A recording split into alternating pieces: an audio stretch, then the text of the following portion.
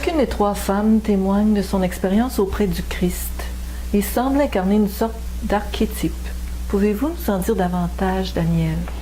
Oui, effectivement, au fur et à mesure de la rédaction du livre et de façon plus éclatante encore lorsque celui-ci a été terminé, je me suis rendu compte que chaque femme représentait quelque chose de particulier et que l'ensemble de ce qu'elle représentait était un petit peu comparable à un arbre. En ce sens-là, je pourrais dire qu'il m'est très vite apparu que, par exemple, Jacobée représentait comme les racines d'un arbre, que Marie Salomé ou Salomé était plutôt comme le tronc de l'arbre, et Myriam de Magdala comme je dirais, l'aboutissement de l'arbre, à savoir son feuillage complet.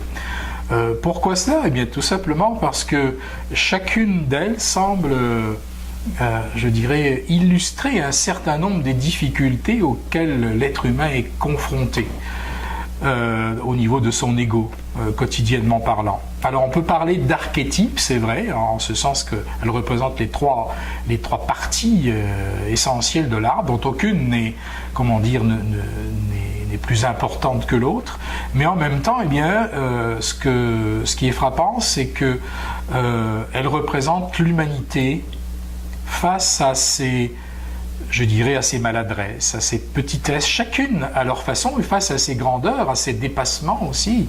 On y trouve la jalousie, on y trouve la volonté de pouvoir, on y trouve un certain nombre de frustrations, on y trouve une confiance aveugle, on y trouve l'enthousiasme, on y trouve le désespoir, on y trouve le bégaiement des difficultés quotidiennes. Donc, on peut tous se retrouver dans chaque épreuve que l'une et l'autre nous racontent, et dans chaque élément de floraison de leur vie, en fait, dans beaucoup d'initiations qu'elles vivent.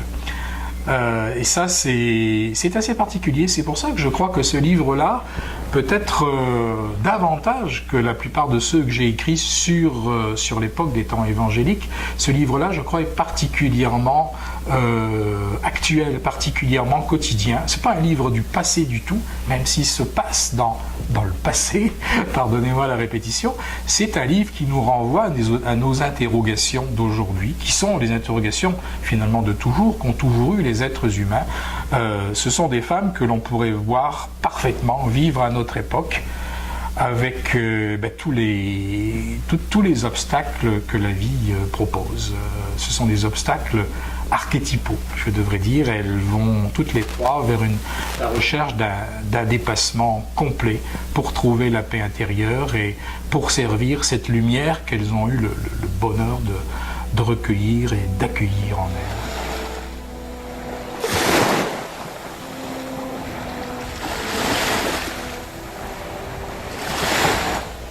Quel est, à votre avis, l'enseignement majeur qui est celui du Testament des Trois Maries, Daniel? Je crois que c'est avant tout un enseignement de compassion.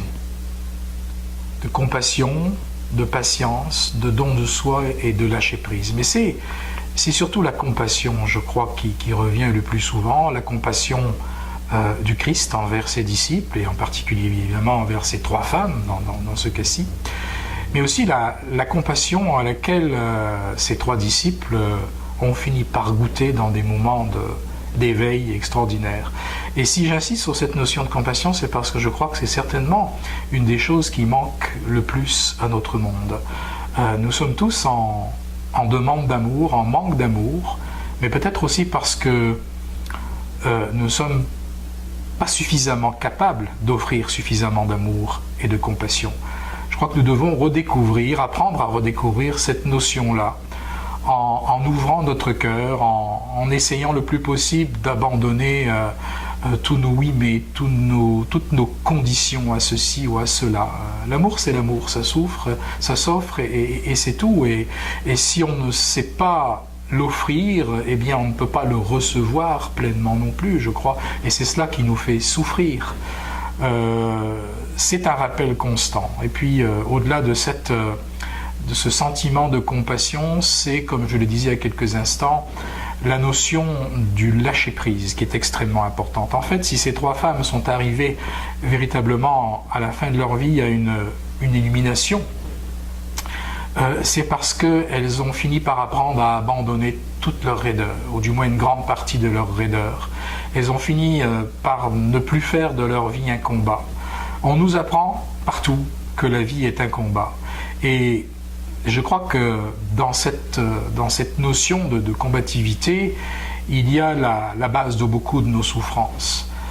Si nous étions beaucoup plus simplement et spontanément ouverts devant ce que la vie nous propose et nous fait vivre, nous en comprendrions l'intelligence. Et ces trois femmes-là nous apprennent, à travers le témoignage que je peux livrer ici aujourd'hui, à essayer de comprendre le sens de leurs épreuves et à essayer de voir que tous les petits moments de la vie eh bien, peuvent être mis à profit pour grandir. Donc arrêter de se battre, cela ne veut pas dire ne plus rien faire, mais c'est découvrir une forme de détente intérieure et de joie aussi, parce que dans la crispation, et Dieu sait comme notre époque est riche en crispation et en possibilités de stress et d'anxiété, eh bien dans cette décrispation qui est au cœur de l'enseignement, il y a là des graines de bonheur. Je crois qu'il y a dans cette notion-là aussi, dans cet enseignement-là également, beaucoup à retenir aujourd'hui. Donc je le répète, je crois que c'est un livre extrêmement actuel, au-delà de ce que pourront dire certains qui peut-être diront, eh bien, oh, encore un livre du passé, il nous reparle encore du Christ et d'il y a 2000 ans. Oui, j'y reviens encore une fois, mais pas pour redire ce qui a été dit, pour insister sur des choses fondamentales, et puis peut-être aussi parce que c'est seulement aujourd'hui que nous pouvons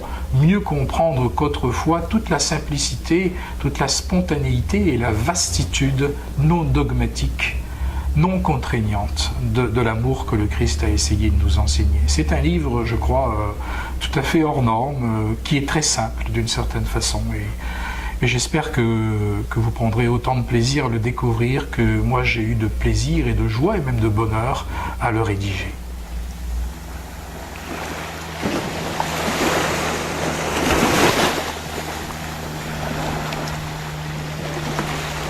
Pourquoi, lors de la rédaction de Mémoires d'Esséniens, n'avez-vous pas eu accès à certains éléments qui sont au cœur du Testament des Trois Maries? Pourquoi? Tout simplement parce que je pense que ce n'était pas le moment. Et ce n'était pas le moment, je crois, d'une part pour le public et puis ensuite pour moi. Parce que certains éléments, je crois, comme je peux citer un exemple, comme le mariage officiel du Maître Jésus et de Myriam de Magdala au cours des noces de Cana, parce qu'en fait, lorsqu'il est question des noces de Cana dans les évangiles, il s'agit en fait des noces de Jésus et de Myriam, ce n'est pas dit clairement, ça a été censuré. Eh bien, cette chose-là, cet élément-là n'était certainement pas prêt à être, je dirais, accepté facilement du grand public il y a une trentaine d'années. Je ne sais pas moi-même comment j'aurais vécu ça si ça m'avait été mis en face des yeux d'une façon aussi claire. Donc il fallait qu'il y ait un temps de maturation. Puis ce temps de maturation, eh bien, je crois aussi, j'en avais certainement besoin en tant qu'écrivain, en tant que témoin, en tant que rapporteur de l'enseignement du Christ, parce que je pense que il y a 30 ans, qui nous séparent de Mémoires d'Esséniens d'il y a maintenant. Et ces 30 années m'ont permis certainement d'affiner mon écriture, d'affiner ma compréhension, du moins je l'espère. Et il y a vraisemblablement des particularités de l'enseignement du Christ, de certaines de ses actions aussi, des gestes qu'il a posés, que j'aurais peut-être retranscrit d'une façon pas suffisamment juste et belle à l'époque. Donc je crois que chaque chose vient en son temps. Et puis personnellement, je suis encore persuadé que si l'avenir me donne la possibilité de replonger encore dans les temps évangéliques, eh bien, il y a encore d'autres éléments qui seront mis à jour, et ils seront mis à jour parce que ce sera juste à ce moment-là, tout simplement. Compareriez-vous votre livre à De Mémoires d'Esséniens en fait de portée et d'enseignement? Je n'avais pas réalisé cet aspect-là des choses lorsque j'ai eu terminé de rédiger le Testament des Trois Maries. Mais il y a beaucoup de mes premiers lecteurs qui m'ont dit « mais cela devrait être un livre incontestablement qui a le même impact que de Mémoires d'Esséniens ». Ce n'est pas à moi d'en juger, c'est l'avenir qui le dira, mais je dirais qu'avec un tout petit peu de recul maintenant, je pense qu'il y a certainement autant et peut-être plus de force dans les enseignements véhiculés par le Testament des Trois Maries que dans Deux Mémoires d'Esséniens. Je le crois, en tout cas, j'en suis persuadé. Mais encore une fois, c'est le public qui décidera, et puis peut-être les temps aussi qui feront en sorte que cela soit. Je n'en sais rien, mais je souhaite en tout cas que ce témoignage puisse trouver écho dans beaucoup de cœurs.